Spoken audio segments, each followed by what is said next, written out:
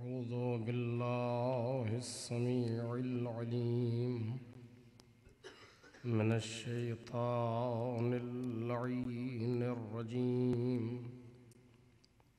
بسم الله الرحمن الرحيم. الحمد لله الذي إليه مصائر الخلق وعواقب الأمر.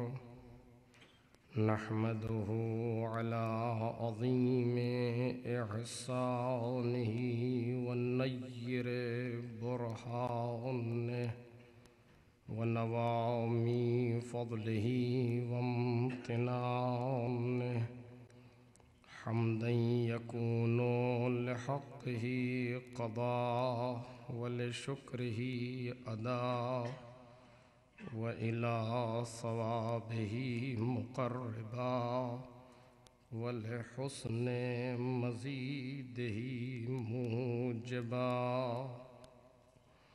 والصلاة والسلام والتحية والإكرام على أمينه وحبيبه وخيرته من خلقه وحافظ سره ومبلغ رسالاته، العبد المرتضى والنبي المجتبى والرسول المصطفى أبي القاسم محمد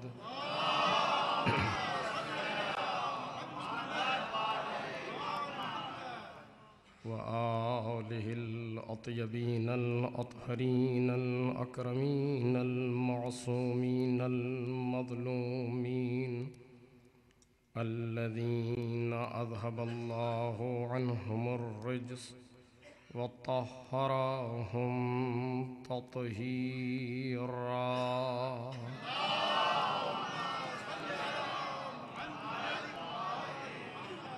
لا سيما ابن الزهراء بقية الله وآيته الكبرى، واللعنة الأبدية على أعدائهم أجمعين. أما بعد، فقد قال الله الكريم في الذكر الحكيم: إنا عرضنا الأمانة على السماوات والأرض والجبال فأبين أن يحملنها وأشفقن منها وحملها الإنسان إنه كان ظلوما جهولا. ليعذب الله المنافقين والمنافقات والمشركين والمشركات ويتوب الله على المؤمنين والمؤمنات وكان الله غفورا رحيما.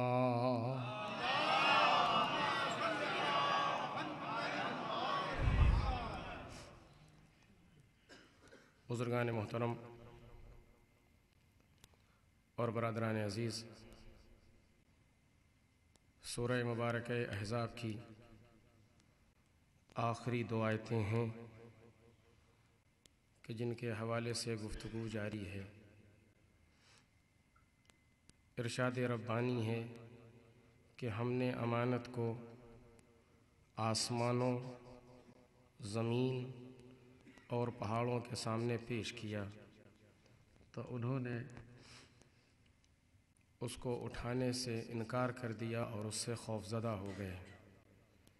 انسان نے اس امانت کو اٹھا لیا اور انسان ظلم کرنے والا نادان ہے.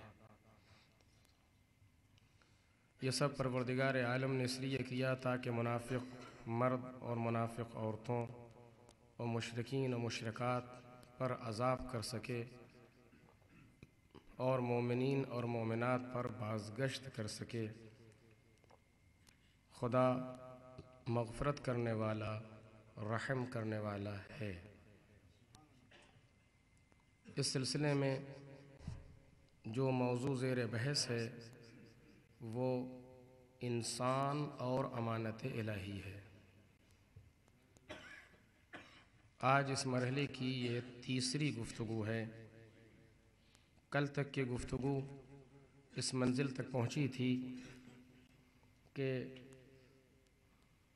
یہ جو کہا جا رہا ہے کہ زمین اور آسمان اور پہاڑ امانت کو نہیں اٹھا سکے اور انسان نے امانت کو اٹھا لیا، اس کا مطلب یہ ہے کہ پروردگار عالم نے جب مقایسے کے میدان میں سب کو رکھا تو ایک طرف امانت تھی اور دوسری طرف آسمان و زمین و پہاڑ، لیکن وہ کیفیت اور وہ وزن جو امانت کے اندر تھا وہ ان تینوں میں نہیں تھا۔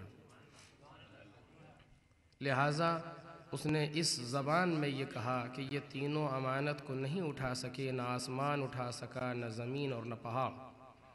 انسان نے اس امانت کو اٹھا لیا، یعنی انسان کے اندر پروردگار عالم نے وہ صلاحیت رکھی ہے کہ جو امانت کو تحمل کر سکے۔ کچھ مقدمات ضروری ہیں اس منزل تک پہنچنے کے لیے، لہٰذا ان کو عرض کیا جا رہا ہے آپ کے سامنے کہ پروردگار عالم نے جب صلاحیت کا مقایسہ کیا تو انسان کے اندر وہ صلاحیتیں تھیں، اس نے انسان کے اندر وہ صلاحیتیں ودیت کی تھیں جو امانت کے وزن کو اٹھا سکے اور امانت کو اپنے اندر تحمل کر سکے۔ تحمل، اس لفظ کو یاد رکھیے گا، تحمل امانت کی صلاحیت مالک نے صرف اور صرف انسان کے اندر رکھی ہے۔ اب جب آخری مراحل میں یہ گفتگو آپ کے سامنے آئے گی امانت کے سلسلے میں تو اور بات واضح ہوگی، جو کہ موضوع انسان اور امانت الہی ہے، لہٰذا دو چار فقرے اس حوالے سے کہنا چاہتا ہوں کہ آسمان، زمین اور پہاڑ اگر یہ امانت کو نہیں اٹھا سکے، اس کے معنی یہ تین چیزوں کا جو تذکرہ کیا گیا ہے مالک نے تین جہتیں بیان کی ہیں۔ ایک جہت رفعت ہے، ایک جہت وسعت ہے اور ایک جہت اوزان و وزن و سنگینی ہے، کہ جو انسان کے اندر پروردگار عالم نے رکھی ہیں کہ جب اگر جہت رفعت اور بلندی کی منزل پر یہ آئے گا تو آسمان سے بلند ہوگا، اور اگر یہ اپنی وسعت کی بلندی پر آئے گا تو اس کے دل میں ہم نے زمین سے زیادہ وسعت کو جاگزیں کیا ہے، اور اگر اپنے وزن اور اپنے سنگینی پر آئے گا تو پہاڑوں سے زیادہ محکم اور استوار ہے قلب انسانی۔ توجہ فرما رہے ہیں آپ، یہ گفتگو میری نہیں ہے، جناب مولا کائنات غالب کل غالب علی ابن ابی طالب علیہ السلام۔ عذب شان سے نہج البلاغہ کے اندر ارشاد فرماتے ہیں کہ جہاں پر آپ وصیت کر رہے ہیں اپنے اصحاب کو، وہاں پر یہ جملہ آپ نے ارشاد فرمایا کہ ثم اداء الامانہ، وصیت کرتے ہوئے کہ چیز کی آپ نے وصیت فرمائی ہے، پھر وہاں فرماتے ہیں ثم اداء الامانہ، اور ادائے امانت کی منزل یہ ہے کہ لقد خاب من لیس من اہلہا، وہ انسان خسارے و گھاٹے میں رہا کہ جو اہل امانت میں سے نہیں ہے۔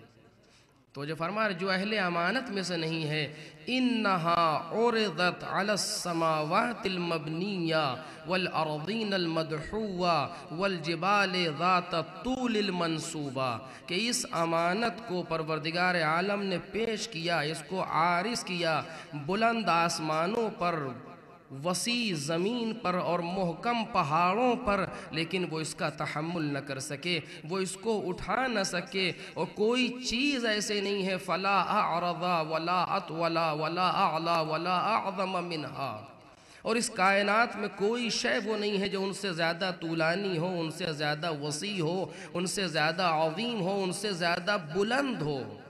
تو اگر کوئی شے ولمتنع، اگر کوئی شے امتناع کرے بطول وقوت وعز، اگر کوئی شے اپنے طاقت کی وجہ سے، اپنے طول کی وجہ سے، اپنے عز و وقار و استحکام کی وجہ سے کوئی شے امانت کو منع کر سکتی تھی تو ان میں زیادہ چیز پائی جاتی تھی، ان میں زیادہ یہ صلاحیت تھی کہ آسمان اپنی وسعت کی بنیاد پر، اپنی بلندی کی بنیاد پر، زمین اپنی وسعت کی بنیاد پر اور پہاڑ اپنی سنگینی کی بنیاد پر منع کر سکتے تھے، مگر یہ اس سے خوف زدہ ہو گئے، انہوں نے امانت کا تحمل نہیں کیا، انسان نے امانت کو اٹھا لیا۔ جب نتیجے کو آپ ملائیں گے، ایک مقدمے کو دوسرے مقدمے سے ملائیں گے، امانت میں یہ کیفیت ہے کہ جو یہاں نہیں پائی جاتی، ایک مقدمہ، اور دوسرا مقدمہ یہ ہے کہ انسان نے اس امانت کو اٹھا لیا، میں اور آپ اس جملے کو نہیں کہہ رہے ہیں کہ یہ کہا جائے کہ ہم نے اعتبار کر لے جو کل کی گفتگو تھی. یہ وہ کہہ رہا ہے کہ جس کے یہاں سے عہدے حقائق پر ملا کرتے ہیں اور اہلیت و صلاحیت اور ریالٹی کی بنیاد پر ملتے ہیں.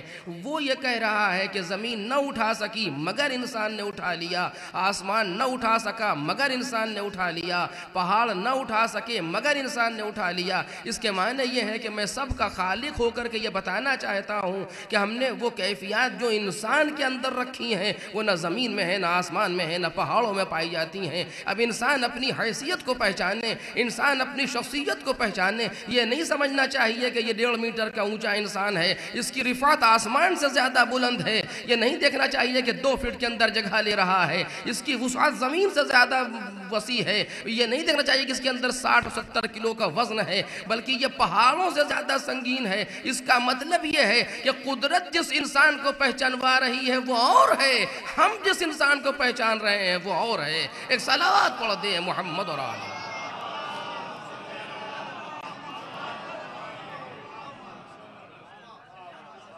توجہ فرما رہے ہیں آپ کہ وہ انسان کا وہ تعارف, انسان کی وہ منزلت اور وہ اس کی ڈیفینیشن, وہ اس کا مقام جو قدرت پہچانوانا چاہتی ہے وہ اور ہے. اور ہم نے جس انسان کو اور اس کی جن صفات کو سمجھا ہے وہ اور ہے. اور اب یہاں پر ذرا سی بحث سنگین ہوگی, لیکن میں اس کو آسان لفظوں میں کہنا چاہوں گا کہ وہ انسان کہ جس کا تعارف قدرت نے کرایا ہے وہ اور ہے, اور وہ انسان جسے ہم انسان سمجھتے ہیں وہ اور ہے. اس کا مطلب یہ نہیں ہے کہ وہ کوئی اور انسان ہے جو اس عالم میں نہیں پایا جاتا, کہیں اور ہے کہ جس نے اس امانت کو اٹھایا ہے. نہ, چونکہ ظہور قرآن حجت ہے. آج علماء اور مفسرین اس بات پر گواہ ہیں کہ قرآن کا جو ظاہر ہے وہ حجت ہے. قرآن نے انہی لفظوں میں گفتگو کی ہے جو لفظ عرب میں استعمال ہو رہے تھے. آسمان سے الفاظ لے کر کے قرآن نہیں نازل ہوا ہے. اور قرآن کا جو ظاہر ہے وہ آج بھی حجت ہے, اور کل بھی حجت تھا, اور کل بھی حجت رہے گا. تو جب ظہور قرآن حجت ہے تو ظہور نے کے وجہ سے لفظ انسان انہی پر صادق آ رہا ہے جو ہمارے سامنے موجود ہیں. آپ بھی انسان کی فہرست میں ہیں, ہم بھی انسان کی فہرست میں ہیں. یہ انسان ہی ہیں کہ جو ہمارے سامنے دکھائی دے رہے ہیں. اور قرآن یہ کہتا ہے کہ انہوں نے اٹھا لیا ہے اس وزن کو. توجہ کیجئے گا, اس کا مطلب یہ ہے کہ یہ نہیں ہے کہ کوئی اور الگ سے انسان ہے کہ جس نے اس وزن کو اٹھایا ہے. یہی انسان ہیں جنہوں نے امانت کے وزن کو تحمل کیا ہے. تو جب یہی ہے تو پھر اس کا مطلب کیا ہے کہ جو قدرت پہچانوا رہی ہے وہ اور ہے, جو ہم پہچان رہے ہیں وہ اور ہے. توجہ کیجئے گا, پھر کس کا مطلب کیا ہے کہ جو قدرت پہچانوا رہی ہے وہ اور ہے, جو ہم پہچان رہے ہیں وہ اور ہے. اس کا مطلب یہ ہے کہ انسان میں کچھ ایسی صلاحیتیں موجود ہیں, انسان میں کچھ ایسے صفات موجود ہیں کہ جو ہماری نظروں سے نہیں دکھ رہی ہیں, لیکن قدرت ان صفات کو دیکھ رہی ہے. تو جو فرما رہے ہیں آپ, کچھ ایسی چیزیں ضرور ہونا چاہیے کہ جو ہم نہیں سمجھ پا رہے ہیں, لیکن پروردگار ان صفات کو دیکھ رہا ہے. اور ان جملوں کے ذریعے سے, توجہ کیجئے گا, ان جملوں کے ذریعے سے, ان آیات قرآنی کے ذریعے سے ائمہ معصومین علیہم السلام نے اپنی احادیث کے ذریعے سے انسان کو اس کی ان صفات پر متوجہ کیا ہے جو اس کے اندر پائی جاتی ہیں, وہ خود متوجہ نہیں ہے. جو انسان کے اندر پائی جاتی ہیں لیکن انسان خود متوجہ نہیں ہے. یہ روایات اور آیات اس بات کی علامت ہیں کہ انسان تو اپنے آپ کو جو سمجھتا ہے وہ اور ہے, اور قدرت نے تجھے جو بنایا ہے وہ اور ہے. اس آیت سے یہ واضح ہوا کہ زمین اور آسمان اور یہ فلک و ملک و بشر, یہ کوئی چیز ایسی نہیں ہے جو انسان کی اہمیت تک پہنچ سکے. اور ایک مختلف آیات قرآن مجید کی میں نے سال گزشتہ آپ کے سامنے عرض کیا تھا کہ لقد کرمنا بنی آدم, ہم نے آدم کی اولاد کو مکرم بنایا ہے پوری کائنات میں. تاج کرامت انسان کے سر پر رکھا گیا ہے, دوسری کسی مخلوق کے سر پر نہیں. ایک آیت نے کہا هو الذی جعلکم خلائف الارض, وہی وہ خدا ہے جس نے تم کو زمین پر اپنا خلیفہ بنایا ہے. توجہ فرما رہے ہیں آپ, کہ یہ وہ مقامات انسانی ہیں کہ جن کو قرآن مجید ہمیں سمجھا رہا ہے. تم سمجھتے ہو یہ انسان بس یہی جو چل رہا ہے یہ ہے، یہ تم اس کی ظاہری سی صفت دیکھ رہے ہو، اور جو میں دیکھ رہا ہوں وہ تم نہیں دیکھ رہے. اور اس پر کل گفتگو ذرا سی اور آگے بڑھے گی. جو میں دیکھ رہا ہوں وہ تم نہیں دیکھ رہے. یہ انسان وہ ہے جس کے سر پر تاج کرامت رکھا گیا، جس کو بزرگ و برتر مخلوقات عالم بنایا گیا. انسان کی سب سے زیادہ اہمیت کے لیے اور اس کی بلندی اور اس کے وقار کے لیے اتنا ہی بہت ہے کہ پروردگار عالم نے اپنی محبوب ترین مخلوقات کو جب اس کائنات میں بھیجا ہے تو انسان کی صورت میں بھیجا ہے. ایک صلوات پڑھیں محمد اور آل محمد.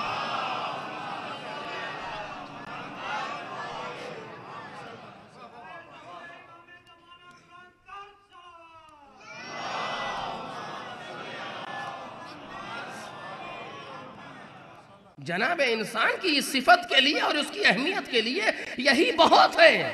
صرف سوچنے کی بات ہے، یہ بہت ہے کہ کائنات عالم امکان کی، اب ان جملوں کی وضاحت نہیں کر سکتا، عالم امکان کی محبوب ترین شخصیتیں جو پروردگار کے پاس تھیں، ان کو جب مالک نے اس دنیا میں بھیجا تو انسان کی صورت میں بھیجا.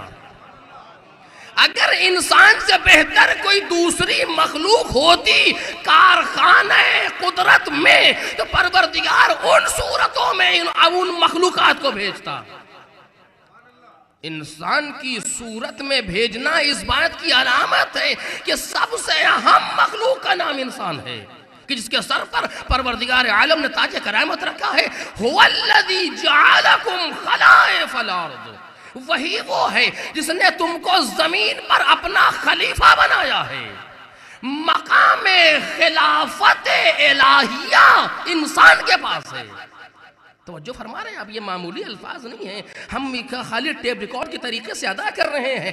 اہل ہیں جو ان الفاظ کی تہ تک پہنچتے ہیں کہ مقام خلافت الہیہ کے معنی کیا ہیں، کہ پروردگار نے مقام خلافت انسان کے حوالے کیا ہے. هُوَ الَّذِي جَعَلَكُمْ خَلَائِفَ الْأَرْضِ.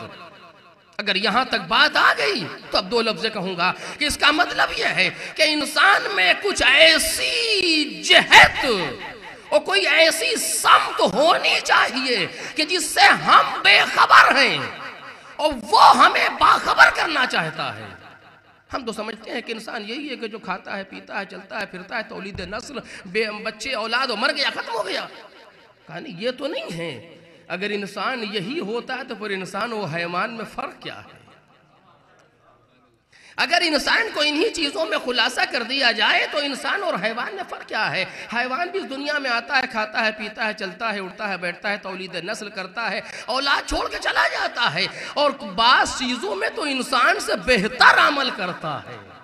توجہ کر رہے ہیں آپ کہ بعض چیزوں میں انسان سے بہتر عمل کرتا ہے اور اس کے پاس وہ قوت ادراک ہے جو انسان کے پاس نہیں ہے.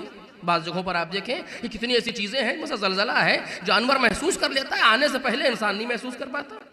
بہت سی چیزیں ایسی ہیں کہ جس کو انسان بارش ہونا ہے انسان محسوس نہیں کر پاتا، لیکن جانور اس سے پہلے محسوس کر لیتا ہے. آپ کے سامنے ایسے واقعات موجود ہیں، میں زیادہ بیان کرنا نہیں چاہتا، کہ جہاں پر جانور پہلے حس کر لیتا ہے. پروردگار عالم نے اس کو ایسا بنایا ہے، اس کے اندر وہ سینسٹیو چیزیں رکھی گئی ہیں کہ جو اس کی بنیاد پر وہ حس کر لیتا ہے. انسان میں نہیں رکھی گئی تاکہ تم اپنے ذریعے سے ان تک پہنچو.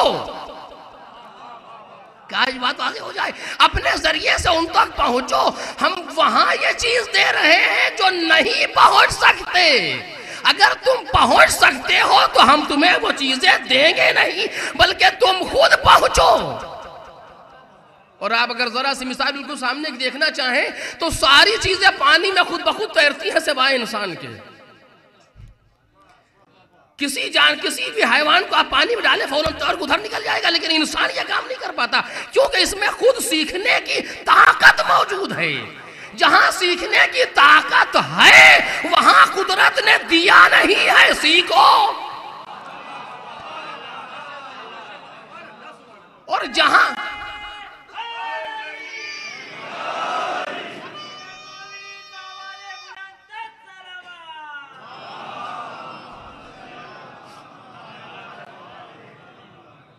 تو جہاں یہ صلاحیت موجود تھی کہ تم سیکھ تک سکتے ہو ماضی کو، اور جہاں سیکھنے کی صلاحیت نہیں ہے، امپرومنٹ، جہاں ڈیولپمنٹ نہیں پایا جاتا، وہاں ہم دے کے بھیج رہے ہیں، وہاں ہم نے خود رکھ دیا ہے۔ اب اسی جگہ پر جملہ یاد آ رہا ہے، جلدی سے جملہ کہہ دوں بریکٹ میں بات آگے بڑھ جائے۔ اسی لیے ائمہ معصوم پیغمبر کی صفت میں قرآن مجید نے ایک لفظ کہا ہے، میں آپ کو انشاءاللہ اس کی وضاحت میں اور بعد میں عرض کروں گا، آج ترجمے کی حد تک، کہ یعلمکم ما لم تکونوا تعلمون۔ پیغمبر اس لیے آئے ہیں کہ تمہیں وہ سکھائیں جس کو تم سیکھ ہی نہیں سکتے۔ توجہ فرما رہے ہیں، یہ پیغمبر کے بعثت میں سے ایک مقصد قرآن مجید نے بیان کیا ہے۔ میں ایک لفظ کہوں گا، باقی تفصیل بعد میں، کہ یعلمکم ما لم تکونوا تعلمون، یہ تمہیں اس چیز کی تعلیم دینے آئے ہیں جس کو تم جان ہی نہیں سکتے تھے ابھی نہ کبھی۔ ایسا نہیں ہے کہ ابھی تم نہیں سیکھ سکتے ہو، بڑھ جاؤ تو سمجھ جاؤ گے، نہیں نہیں، یہ وہ سکھانے آئے ہیں جس کو تم سیکھ ہی نہیں سکتے۔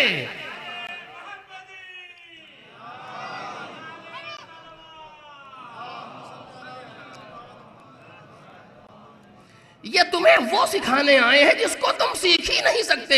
یہ تمہیں سونا بنانا نہیں سکھائیں گے، تم خود سیکھ لو گے۔ یہ تمہیں بہت سی چیزیں اس طرح کی ہیں جس کو بنانا نہیں سکھائیں گے، تم خود سیکھ لو گے۔ یہ مشینری بنانے کے لیے نہیں آئے ہیں، تم خود جان لو گے۔ یہ ٹیکنالوجی پڑھانے کے لیے نہیں آئے ہیں، تم خود سمجھ لو گے۔ یہ میڈیکل سائنس تم کو نہیں پڑھائیں گے، تم خود سمجھ لو گے۔ کمپیوٹر تم خود بنا لو گے، چاند تک خود بھی پہنچنے کی کوشش کرو گے۔ یہ ساری باتیں تم کر لو گے، یہ نہیں بتائیں گے۔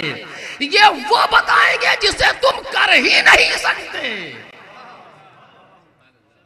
اور اگر آپ توجہ کریں اس جملے پر تو اسی سے بات آگے بڑھ رہی ہے، واپس آگے اپنے موضوع پھر، کہ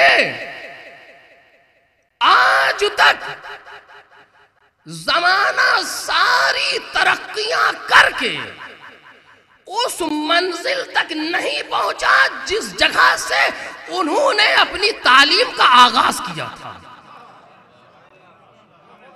توجہ کیجئے گا جو میں عرض کر رہا ہوں، آج ساری ترقیاں ہونے کے باوجود انسان اس منزل کو نہیں چھو سکا جہاں سے انہوں نے اپنی تعلیم کا آغاز کیا تھا۔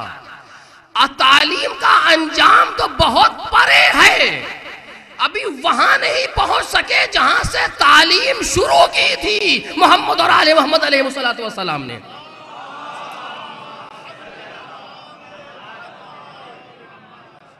ابھی اس کے آخری مراحل تو انسان کے بس کے نہیں ہیں۔ یہ تمہیں کیا کرنے کے لیے کہ وہ پڑھانے آئے جو تم سیکھ ہی نہیں سکتے، اور بہت سی چیزیں سلسلے میں۔ اب یہاں پر ذرا سا غور کیجئے کہ وہ انسان جو ہم دیکھ رہے ہیں وہ اور ہے، وہ انسان جو وہ سمجھا رہے ہیں وہ اور ہے۔ تو اس کا مطلب یہ ہے کہ انسان میں دو سمتیں ہونا چاہیے، کہ جہاں ایک سمت پر ہماری نظر ہے اور دوسری سمت پر ان کی نظر ہے۔ اگر یہ دو سمتیں فرق نہ کرے تو مسئلہ حل نہیں ہوگا۔ اب وہ کون سی دو سمتیں ہیں؟ وہ دو سمتیں یہ ہیں جو انسان میں سامنے نظر آتی ہیں، کہ ایک انسان کا مادی اور جسمانی رخ ہے، اور دوسرا انسان کا معنوی اور روحانی رخ ہے۔ آج تک دنیا جتنا بھی بڑھی ہے وہ جسمانی رخ سے آگے نہیں بڑھ سکی۔ کوئی بھی ترقی کا میدان ایسا نہیں ہے کہ جو انسان کے جسمانی رخ سے آگے بڑھ گیا۔ اس پر تفصیل بہت ہے، لیکن کہاں تک صرف اتنا ہی کہہ رہا ہوں کہ کوئی جسمانی رخ سے آگے نہیں بڑھ سکا۔ کوئی ایسا آلہ بنا ہے آج تک کہ اگر کوئی روح میں مشکل ہوتی ہے یہ لگا دیجئے، یہ آلہ، اس سے روح اچھی ہو جائے گی؟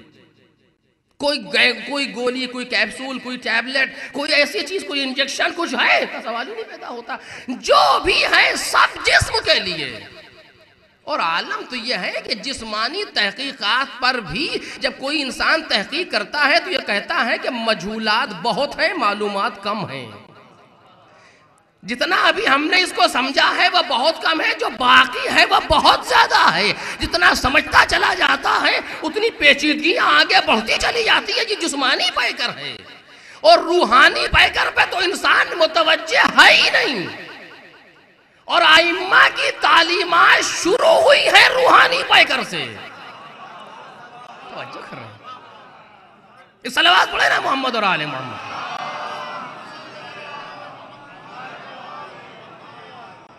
تعلیمات ائمہ معصومین، تعلیمات جناب پیغمبر علیہ اعلیٰ التحیت والکرم، یہ تعلیمات شروع ہوئی ہے روحانی پیکر سے. یعلمہم الکتاب والحکمہ ویزکیہم، یہ ان چیزوں کے لیے پروردگار کو بھیجا گیا. پروردگار نے ان کو بھیجا یتلو علیہم آیاتہ ویزکیہم ویعلمہم الکتاب والحکمہ، تزکیے کے لیے آئے ہیں انسان کے، اس تعلیم کے لیے آئے ہیں جو یہ جان ہی نہیں سکتا ہے، وہ روحانی تعلیم.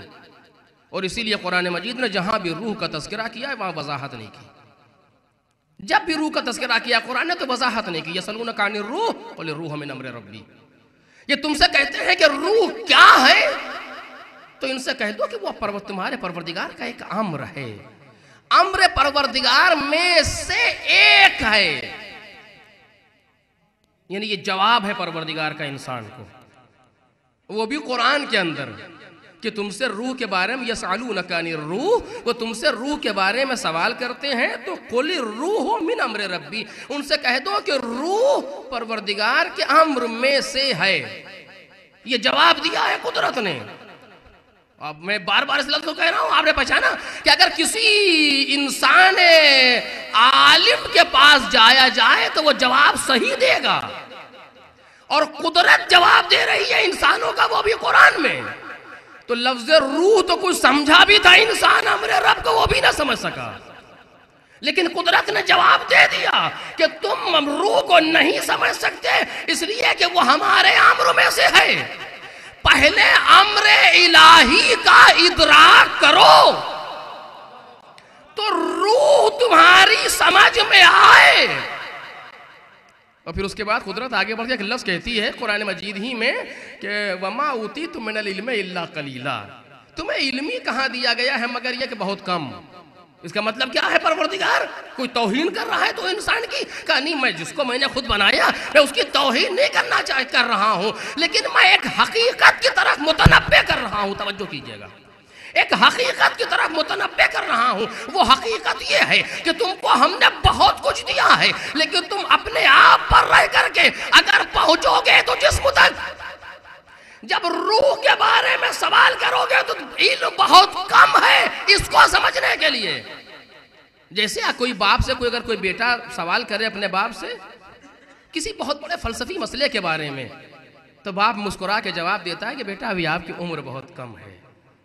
یہ توہین نہیں کر رہا ہے، لیکن بتانا چاہتا ہے کہ اس عمر کے درجے میں تم اتنی بڑی شے سمجھ نہیں سکتے.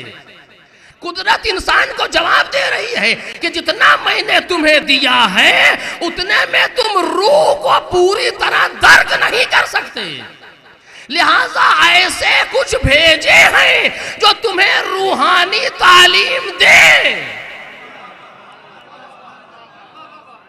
تم اس کو نہیں پا سکتے اپنے آپ سے، اسی لیے کہہ رہا ہوں کہ یعلمکم ما لم تکونوا تعلمون، تم کو وہ پڑھائے گا جس کو تم سمجھ ہی نہیں سکتے. آپ نے پہچانا، میں نے ایک لفظ کہا آپ کے سامنے کہ امر رب میں سے ہے، اور آج تک انسان، ایک لفظ کہہ رہا ہوں میرے عزیزو، آپ اہل نظر ہیں، آج تک انسان کی روح پر کوئی تحقیق نہیں کر سکا.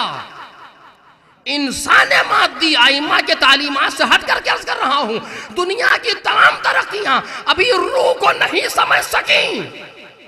اس کا مطلب یہ ہے جب روح نہیں سمجھ سکی تو امر رب بھی نہیں سمجھ سکتی. نہیں، میں ایک بات کہنا چاہتا ہوں، یاد رہے گی کہ امر کو بھی نہیں سمجھ سکتی، چونکہ روح امر میں سے ہے، پورا امر نہیں ہے، امر کا کچھ حصہ روح ہے. تو جب اس کچھ حصے کو نہ سمجھ سکی دنیا تو امر کو کیا سمجھے گی؟ ہے کہ نہیں ہے؟ جب کچھ حصے کو من امر ربی من تبعیضیہ ہے، بعض کے لیے آتا ہے، امر کا کچھ حصہ روح ہے. ایک صلوات پر محمد اور آل محمد.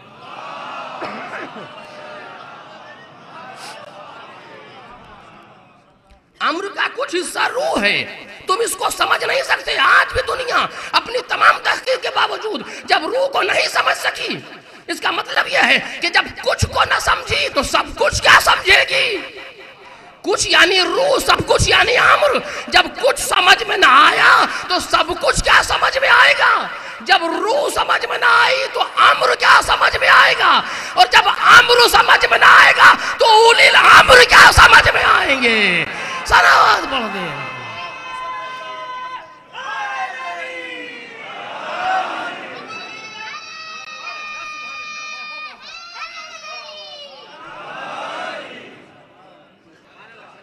جب روح نہیں سمجھ میں آئی جو کچھ ہے تو پھر امر کیا سمجھ میں آئے گا جو سب کچھ ہے؟ اور جب امر سمجھ میں نہ آ سکے گا تو پھر اولو الامر کو دنیا کیا سمجھے گی جو صاحبان امر ہیں؟ پہچانا آپ نے؟ جو صاحبان امر ہیں ان تک دنیا کیا پہنچ سکے گی؟ یہی وجہ ہے کہ آواز دیتے ہیں کہ ینحدرو عنی السائل ولا یرقا الی الطیر. تمام علوم کے دریا مجھ سے پھوٹتے ہیں، کوئی طائر فکر میری گرد سفر کو چھو نہیں سکتا. ایک صلوات پڑھ دے محمد رسول اللہ.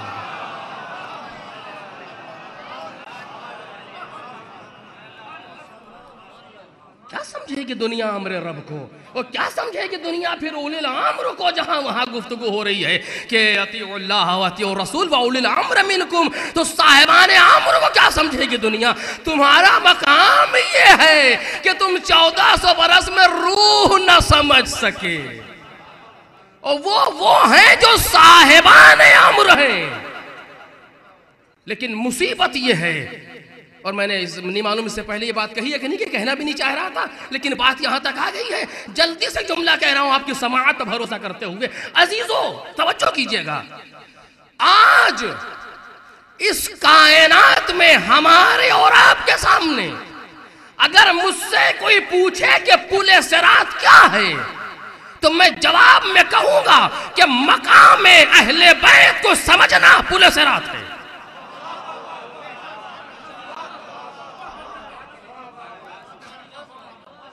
آج اس وقت اس دنیا میں صلوات اللہ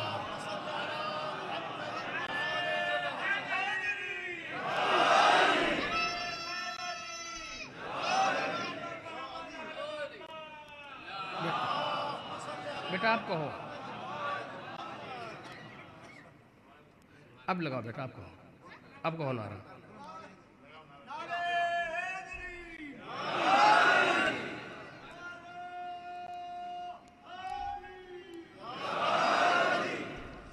تو آپ نے پہچانا اس مسئلے کو کہ آج اس کائنات میں پوری ذمہ داری سے کہہ رہا ہوں آپ کے سامنے، سے کوئی روا روی خطابت نہ سمجھیے گا. آج اس وقت ہمارے سامنے اگر کوئی پل صراط ہے، پل صراط یعنی بال سے زیادہ باریک، تلوار کی دھار سے زیادہ تیز، اگر کوئی شے ہے تو ادراک مقام اہل بیت ہے. چونکہ اب دو لفظ کہوں گا جو یہاں تک بات آئی ہے، چونکہ ہم اس سینٹرل پوائنٹ پر کھڑے ہیں کہ جہاں ایک طرف وہ گروہ ہے جو ان کو لے جا کے قدرت تک پہنچا رہا ہے، اور دوسری طرف وہ گروہ ہے جو انہیں کھینچ کے لا کے اپنے جیسا بتانا چاہتا ہے. ہم نہ انہیں صحیح سمجھتے ہیں، نہ انہیں صحیح سمجھتے ہیں، نہ یہ خدا کی منزل تک جا سکتے ہیں، اور نہ ہم ان کی گرد سفر کو پا سکتے ہیں. یہ انسان ہے، خدا نہیں. ہم کچھ بھی ہیں، ان جیسے نہیں. کوئی کچھ ہو ان جیسا نہیں. کوئی سے مراد میں اور آپ نہیں. ہماری اور آپ کی حیثیت کیا ہے؟ معاف کیجئے کہ جسارت کر رہا ہوں، ہماری اور آپ کی حیثیت کیا ہے؟ اس کوئی میں من الآدم الی العیسیٰ،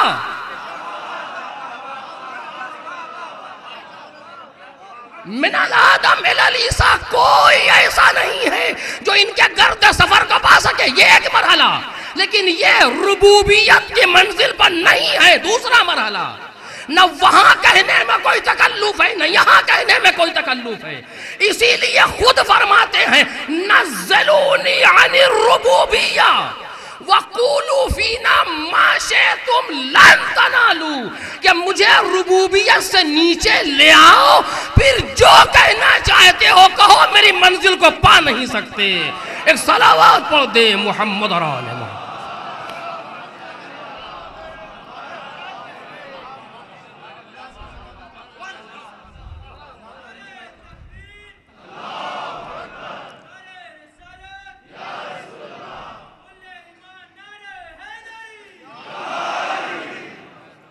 آج اس کائنات زمانے میں اتنا ترقی یافتہ زمانہ، 1400 برس پہلے کوئی بات کرنا بہت آسان تھا، آج کسی بات کو کرنا ایسے ترقی یافتہ زمانے میں بہت مشکل ہے۔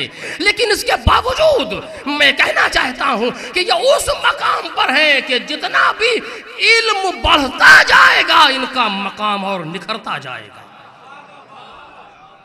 یہ اس منزل پر ہیں۔ کل تک جب فضائل کا تذکرہ ہوتا تھا تو دشمن سمجھتا تھا، لوگ سمجھتے تھے کہ جنگوں کے ذریعے سے آل محمد کو پہچانوایا جائے تو یہ فضیلت ہے ان کی۔ لیکن آج کی اس دنیا میں آل محمد جنگوں کے ذریعے سے نہیں، علم کے زور پر پہچانوائے جائیں گے، تاکہ یہ پڑھی لکھی دنیا سمجھے کہ جس کی قوت میں، جس کے بازو میں اتنی قوت تھی، اس کے زبان اور ذہن میں بھی اتنی ہی طاقت تھی۔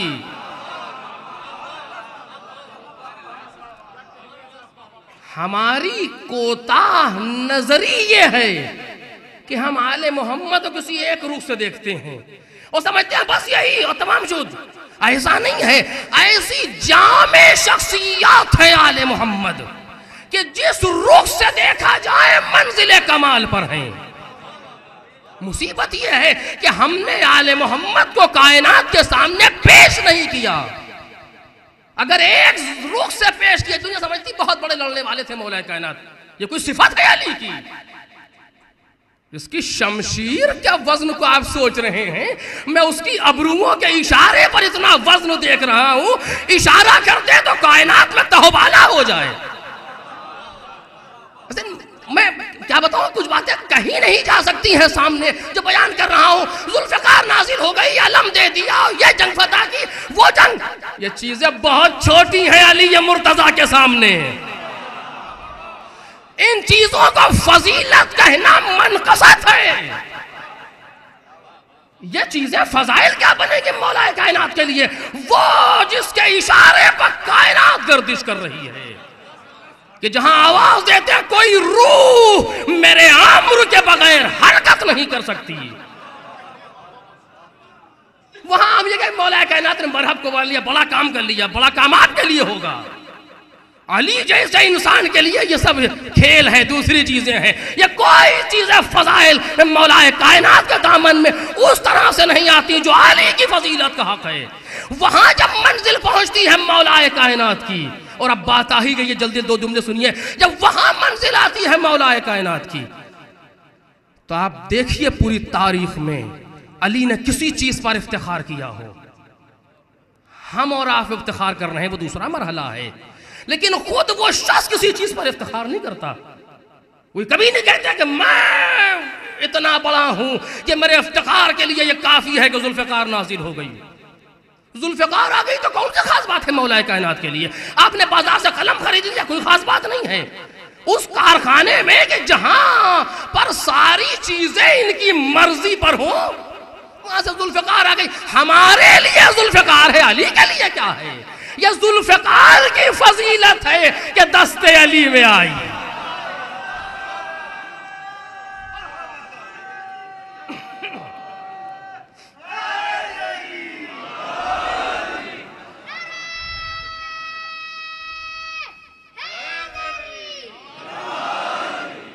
اصل میں ہمارے یہاں کچھ زاویے الٹ گئے ہیں۔ چونکہ مصیبت یہ ہے کہ انسان، مجھ جیسا انسان، میں اپنے لیے کر رہا ہوں، آپ سے مجھ سے بہتر ہیں، مجھ جیسا انسان کوتا نظر ہے، کم ظرف ہے، یہ بیچارہ سمجھ ہی کیا سکتا ہے؟ اس نے یہ سمجھا کہ کتنی بڑی فضیلت ہے کہ ان کے لیے ذوالفقار آ گئی۔ ذوالفقار ہنس رہی ہے اس جملے پر، پلٹ کے دیکھیے تو 1400 سال پہلے ذوالفقار ہنس رہی، کیا کہہ دیا تم نے؟ یہ ان کے لیے فضیلت ہے کہ میں آ گئی، یا میرے لیے فضیلت ہے کہ دست علی کا بوسہ لے لیا؟ بستر بس ہو گئے. یہ آپ کے لیے دوسروں کے لیے فضیلت ہے جنہیں بستر پیغمبر نصیب نہ ہو. جو نفس پیغمبر ہے اس کے سامنے بستر کی حیثیت کیا ہے؟ میں کہاں تک آپ کے سامنے عرض کروں؟ تو ایک وہ منزل ہے کہ لے جا کر کے قدرت تک پہنچایا جا رہا ہے اور وہ نعرے لگائے جا رہے ہیں جو عین ہے شرک. اور ایک یہ منزل ہے کہ کھینچ کے انسان لاتا ہے، اس منزل پر لا رہا ہے کہ اس سے زیادہ سوچ نہیں سکتا آل محمد کے لیے. لیکن وہ خود کیا کہتے ہیں؟ فرماتے ہیں الہی کفا بعزا ان اکون لک عبدا وکفا بفخرا ان تکون لی ربا. پروردگار میری عزت کے لیے یہ کافی ہے کہ میں تیرا بندہ ہوں، اور میرے افتخار کے لیے یہ بہت ہے کہ تو میرا رب ہے. کوئی فخر کیا ہے مولا کائنات کسی چیز کے اوپر؟ یہ جنگ فتح کر لی علی نے، وہاں یہ سورہ نازل ہو گیا مولا کائنات کے لیے، وہ آیت نازل ہو گئی علی کے لیے. دوسروں کے لیے فخر کی بات ہے. جو خود قرآن ناطق ہے اس کے لیے آیت نازل ہونے میں افتخار کیا ہے؟ جو خود امر الہی ہے، جو خود کہتا ہے انا علم اللہ، میں اللہ کا علم ہوں، وہاں یہ چھوٹی چھوٹی چیزیں فضائل کیا بن سکتی ہیں اس کے سامنے؟ دنیا کی کوئی شے ما سوا اللہ علی کے لیے فضیلت نہیں ہے.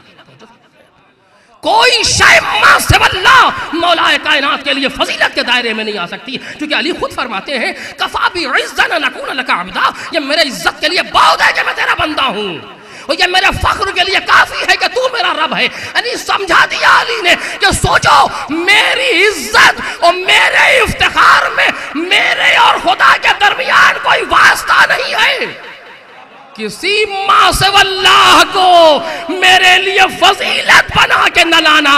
اگر میری فضیلت ہے تو یہ ہے کہ وہ میرا رب ہے، یعنی اس کی ربوبیت میں میں ضم ہوں. اب جہاں تک وہ ربوبیت جا رہی ہے اس کی، وہیں تک میری ولایت کا دامن بڑھتا چلا جا رہا ہے. ایک صلوات پڑھ دیں محمد.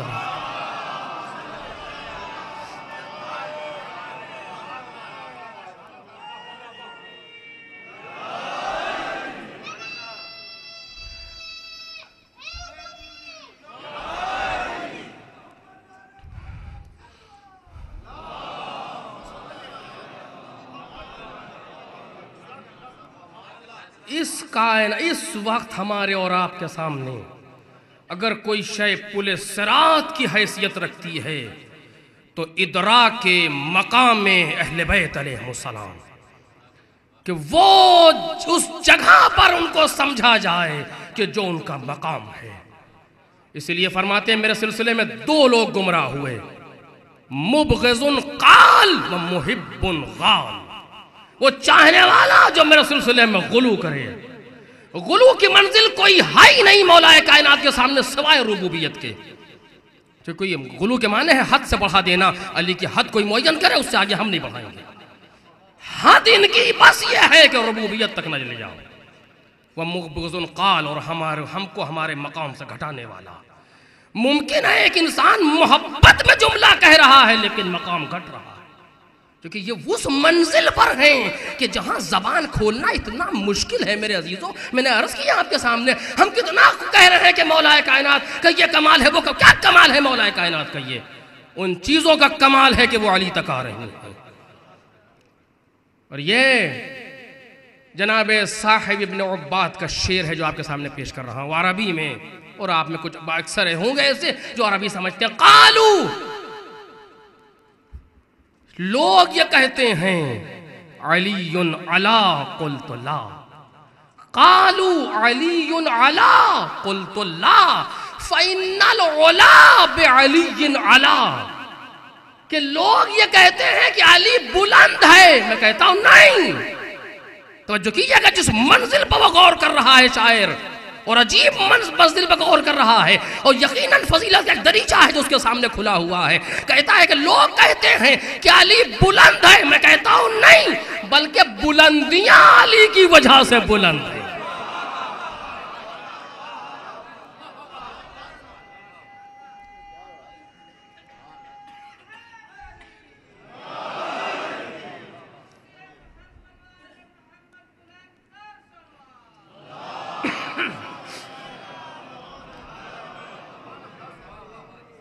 میں کہنا تو کچھ اور چاہتا تھا اس مقام پر، لیکن بات یہاں تک آ گئی، اسی مقام پر بات کو روک رہا ہوں کہ یہ وہ مقام ہے ان کا کہ جس کا ہم کو آپ کو چاہیے کہ دعا کریں پروردگار سے کہ پروردگار ہمیں توفیق دے کہ ہم مقام اہل بیت کو در کر سکیں۔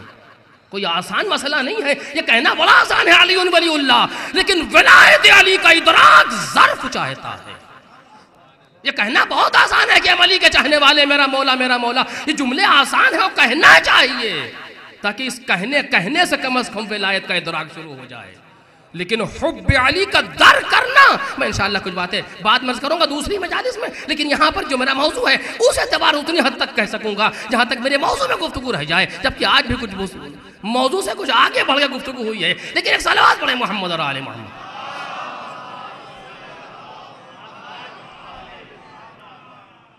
کہ ہم جب ان کو اپنی طرف سے دیکھتے ہیں تو منزل کچھ اور ہوتی ہے، لیکن جب وہ خدا کی طرف سے دیکھے جاتے ہیں تو منزل کچھ اور ہوتی ہے۔ جب ادھر سے دیکھتے ہیں، جب لوگوں کو سامنے قیاس ہوتا تو آواز دیتے ہیں لا یقاس بنا احد، عالم امکان کی کوئی شے ہم پر قیاس نہیں ہو سکتی۔ اور کچھ باتیں آپ کے سامنے کلرز کروں گا، آج یہیں تک گفتگو رہ جائے گی۔ جب اب عالم امکان اور مخلوقات پر نظر ہوتی ہے مولا کائنات کی تو فرماتے لا یقاس بنا احد، کوئی شے کائنات کی ہم پر قیاس نہیں ہو سکتی۔ وہ جب ادھر نظر ڈالتے ہیں جلوہ ربوبیت کی طرف تو فرماتے ہیں آہ من قلت الزاد و طول السفر، راستہ کتنا طولانی ہے اور زاد سفر کتنا کم ہے۔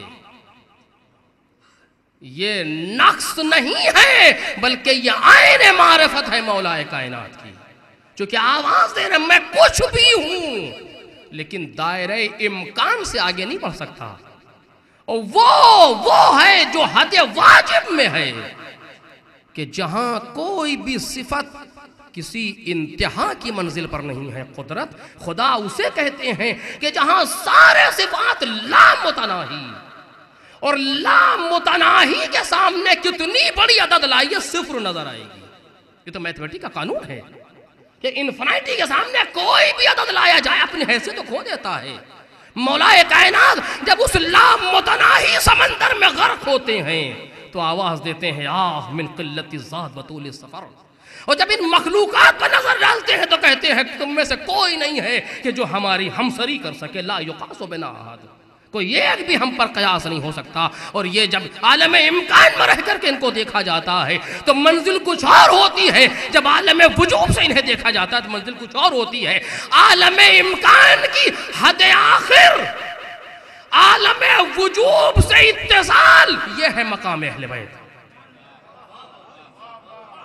یہ ہے مقام اہل بیت کہ جہاں عالم وجوب کے اتصال کے منزل پر، عالم امکان کی حد آخر کی منزل پر، کہ جتنا بھی ظرف امکان میں گنجائش ہے وہ سب انہیں مل گیا، لیکن جتنے بھی صفات ملے ہوں میرے نہیں ہیں، اس رب واجب کے ہیں، اس نے عطا کیے ہیں۔ اب مجھ سے زیادہ کسی کو کچھ مل جائے گنجائش نہیں ہے عالم امکان میں۔ جس طریقے سے یہ گلاس ہے اس کو بھر دیا جائے پانی سے تو آپ کہیں گے جتنا بھی اس میں صلاحیت تھی بھر گیا، پانی سے تو بھر گیا یہ، لیکن پانی آیا کہیں اور سے ہے، پانی آیا کہیں اور سے ہے۔ اس عالم امکان میں جتنی صلاحیت تھی سب چہارتا معصومین کے اندر، لیکن یہ صلاحیتیں آئی کہیں اور سے ہیں، جہاں سے آئی ہیں اسے خدا کہتے ہیں، اور اس ظرف پر کو آل محمد کہتے ہیں۔ صلوات پڑھ دے محمد اور آل محمد۔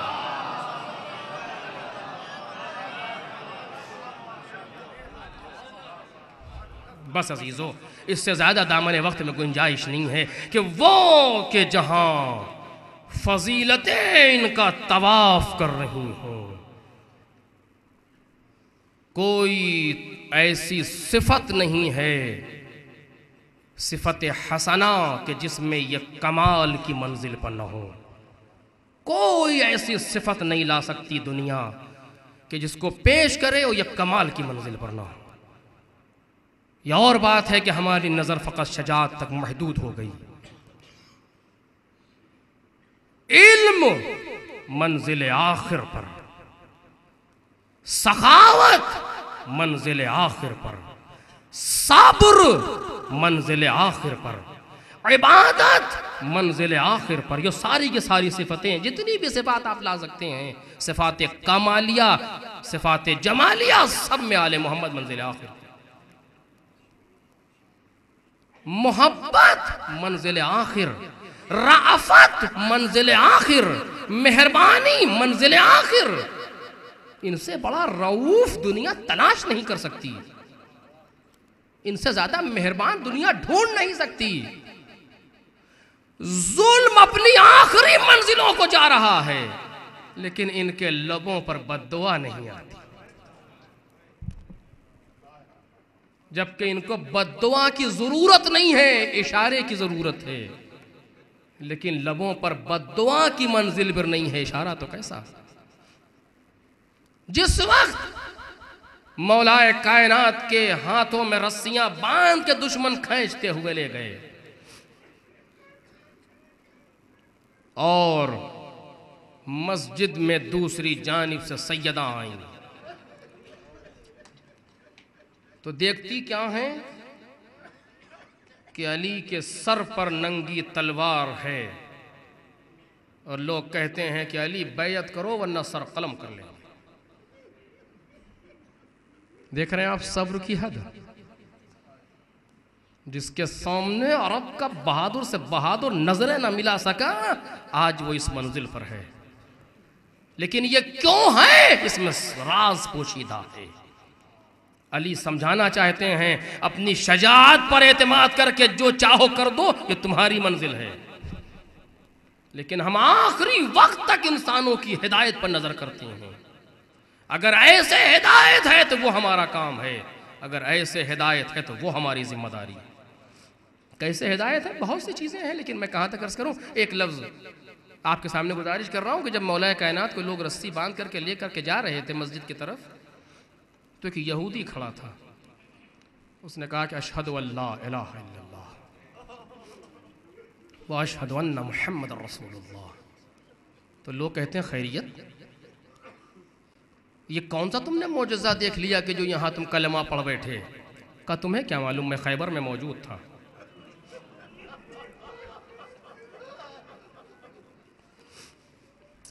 तुम क्या जानो, मैं खैबर में मौजूद था।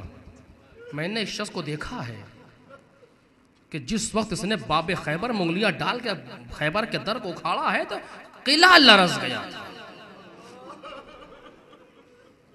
ये इतना बड़ा बहादुर है, और आज उसके हाथ में रस्सी बंधी हो और वो खामोश है। इसका मतलब ये है ये किसी ऐसे दीन का इत्तेबा कर रहा है कि जहां इसकी शजाअत और इसका सब्र दोनों उस दीन के लिए। और इसका मतलब ये, जब ऐसे दीन का ये इत्तेबा कर रहा है तो हतमन वो दीन हक है। कि मैंने अपनी आंखों से जो मंजर देखा मैं उसे कैसे भुला सकता हूं। ऐसा अली, लेकिन जा रहे हैं। जनाब सैयदा आई और आने के बाद देखा कि मौला कायनात के गर्दन पे तलवार है। और अब यहीं तक दो जुमले कहूँगा, इसके बाद आगे बात न बढ़ सकेगी, वक्त खत्म हो रहा है। अब बात आ ही गई है तो जनाब सैयदा के सिलसिले दो बातें सुने कि जब लोग ले गए हैं मौला कायनात को, तो आके दामन थामा है सैयदा ने। जैसे ही गश से फाका हुआ तो ऐना अबुल हसन, फिजा अबुल हसन कहाँ है, कभी भी लोग ले गए। जब ये कहा तो न टूटी पसलियां याद हैं, न सीने से बहता हुआ लहू याद है, न साकित हुआ बच्चा याद है। उस कैफियत में है सैयदा जहां औरत खड़ी नहीं हो सकती, लेकिन कहती है जरा आसमां मुझे सहारा दो, फिजा मुझे सहारा दो, सर पर रेदा डाली घर से बाहर आई। अरे अली मैं आपको जाने न दूंगी।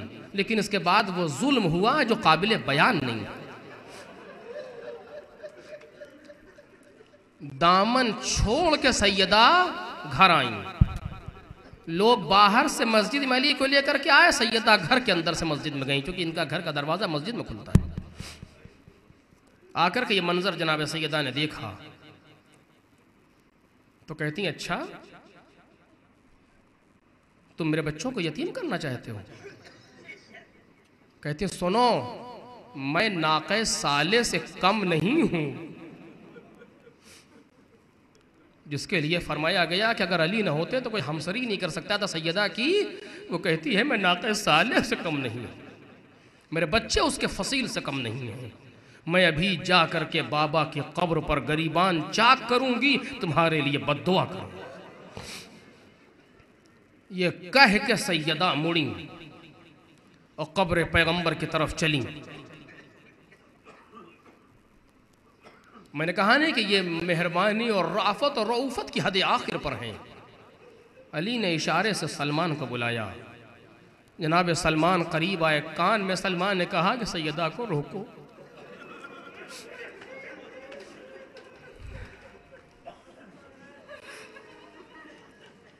کہتے ہیں میں دیکھ رہا ہوں کہ مدینے کے دونوں طرف لرز رہے ہیں. یہ مقتل کے جملے ہیں جو عرض کر رہا ہوں. مدینے کے دونوں طرف لرز رہے ہیں. اگر سیدہ قبر پیغمبر پر پہنچ گئی اور دعا کے لیے ہاتھ اٹھا دیے تو پورے مدینے میں کوئی باقی نہ رہے گا, ابھی زمین سب کو نگل لے گی.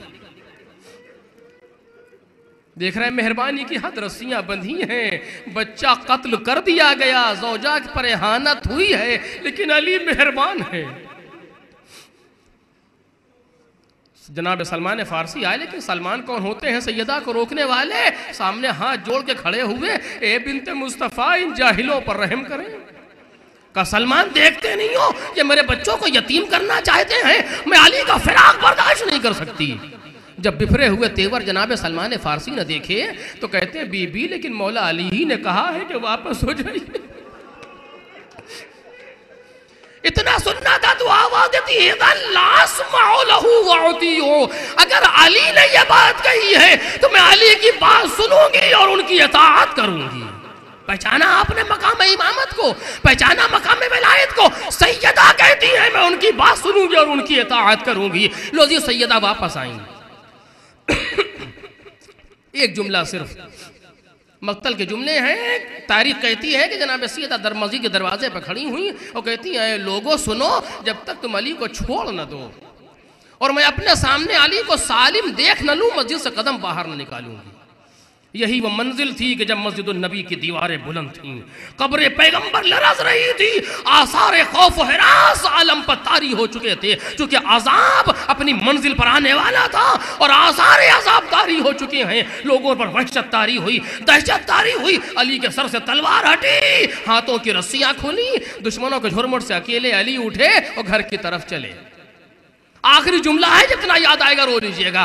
گھر کی طرف چلے, آتے ہوئے دیکھا تو فرماتی ہیں یا ابا الحسن روحی لروحک الفدا و نفسی لنفسک الوقا ان کنتا فی خیر ان کنتا معاک و ان کنتا فی شر ان کنتا معاک. اے ابا الحسن میری روح آپ پر قربان ہو جائے, میری جان آپ پر نثار ہو جائے. اگر آپ خیریت سے تھے تب بھی میں آپ کے ساتھ رہی, اور اگر آپ مصیبت میں رہے تب بھی میں آپ کے ساتھ رہی. یہ کہا اور علی کو لے کر سیدہ چلی گئی. تاریخ خاموش ہو گئی. لیکن میں ایک جملہ بی بی سے ہاتھ جوڑ کے کہوں گا, اے بی بی آپ کے بازو پر درے لگے, اے بی بی آپ کی پسلیاں ٹوٹیں, اے بی بی آپ کا بچہ قتل ہوا, اے بی بی آپ نامحرموں کے مجمع میں آئیں, اے بی بی آپ نے زبان کے زخم سنے, ساری باتیں صحیح, لیکن سیدہ آپ نے اپنے امام وقت کو تلوار کے نیچے سے نکال تو لیا, لیکن ہائے 61 میں آپ کی بیٹی اپنے بیٹے بھی قربان, اپنے بھائی بھی قربان, نامحرموں میں بھی آئی, لیکن زینب خنجر کے نیچے سے حسین کو بچا نہ سکی, کہتی رہ گئی بھیا اے بھائی میں اس دل کے لیے کیوں زندہ رہ گئی کہ تم خنجر کے نیچے ہو اور میں دیکھ رہی ہوں. اشارہ کیا زینب واپس ہو جا, ابھی رمق زندگی باقی ہے. در خیمہ تک پہنچنے نہ پائی تھی, زمین ہلنے لگی, آسمان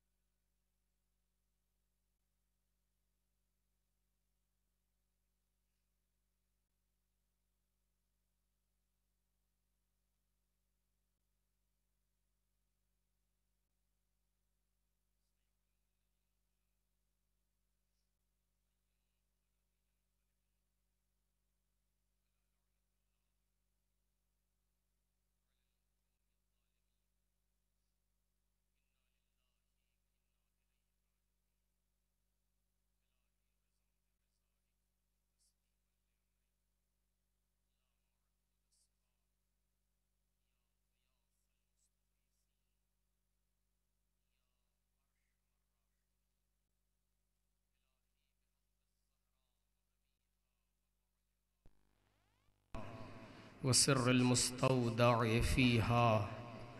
پروردگارا امام زمانہ کے ظہور میں تعجیل فرما۔ پروردگارا ہم سب کو ان بزرگوار کے لیے سبب عزت و زینت قرار فرما، سبب ذلت و رسوائی نہ بننے دے۔ پروردگارا ہم سب کو معرفت محمد اور آل محمد سے سرفراز فرما، شفاعت محمد اور آل محمد نصیب فرما۔ دنیا اور آخرت میں ایک لمحے کے لیے بھی محمد اور آل محمد سے جدا نہ فرما۔ ہم سب کو محمد اور آل محمد کے ساتھ روز قیامت محشور فرما۔ پروردگارا بحق محمد و آل محمد ہمارے گناہوں کو معاف فرما، ہماری خطاؤں سے درگزر فرما، دنیا اور آخرت میں ہمارے عیوب کی پردہ پوشی فرما۔ پروردگارا آل محمد کے سامنے روز قیامت ہم کو رسوا نہ ہونے دے۔ پروردگارا مریضوں کو شفا عطا فرما، مقروضین کے قرض کو ادا فرما۔ یہ ہاتھ جو تیری بارگاہ میں بلند ہیں ان کو اپنے علاوہ کسی کا محتاج نہ فرما۔ پروردگارا بے روزگاروں کو روزگار حسن مرحمت فرما، مرحومین کی مغفرت فرما۔ پرچم اسلام کو سر بلند فرما، پرچم کفر و نفاق و شرک و سرنگوں فرما۔ مقامات مقدسہ کی حفاظت فرما، مراجع کرام کے سائے کو ہم سب کے سروں پر دوام فرما۔ پروردگارا جہاں جہاں بھی محمد اور آل محمد کے چاہنے والے ہیں سب کی جان و مال، عزت و آبرو، دین و ناموس کی حفاظت فرما۔ دشمنان محمد اور آل محمد اگر قابل ہدایت نہیں ہیں تو نیست و نابود فرما۔ پروردگارا اس قلیل عمل کو اپنی بارگاہ میں قبول فرما۔ پروردگارا ان مجالس کو ہم سب کے لیے ذخیرہ آخرت قرار فرما۔ ربنا تقبل